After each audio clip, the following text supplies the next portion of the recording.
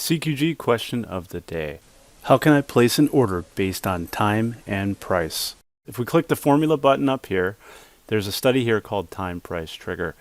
And the code is here. And there's two curves. There's one for above and one for below. And if we click the parm, the parameters button here, we can see our parameters.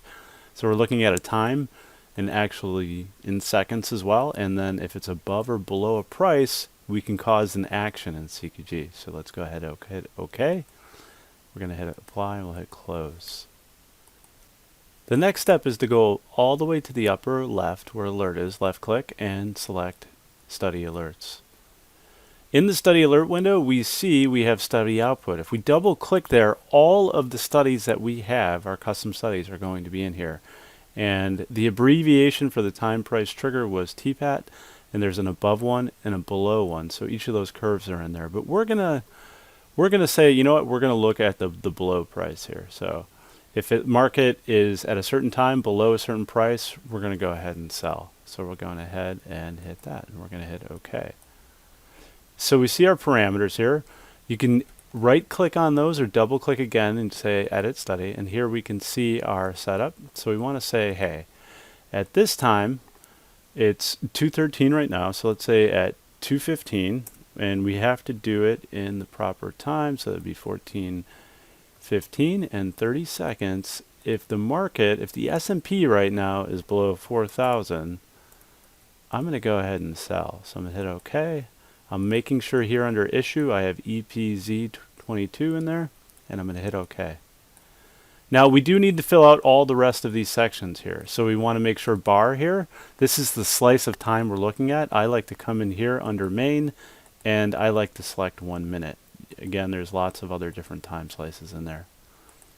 Next, under above here is 0. We want 0 in here. And the reason that is because in the end, our signal is a Boolean, so it's a 0 or a 1. It's a true or a false. And then here we have our above actions. What are we going to do if that is true? Well, here I'm going to pick my account. And in this instance, actually, if the S&P is below 4,000, I'm going to go ahead and actually fire a trade into basically the CME TAS contract for the S&P. So I'm going to go ahead and do that, and I'm going to sell. I'm going to sell, instead of sell, since I'm long 4, I'm going to go ahead and sell 4. And I'm going to check this box here to make sure it's on, make sure that makes sense. Hit OK. Come here, now we see the box is checked, and now our alert is live. So now we just need our time, and the market needs to be below 4,000, and we will fire in a trade. And again, our time here is 2:15 and 30 seconds. Here we see the S&P market, and actually I'm going to click right here to go to that CME BTIC contract or CME BTIC contract. All right, we're close, 2:15 and 30, and we should see a trade fire in here once it hits 30. Boom, our time is true. We have that pop-up. We see the market did fire in the trade here. We can see our fills.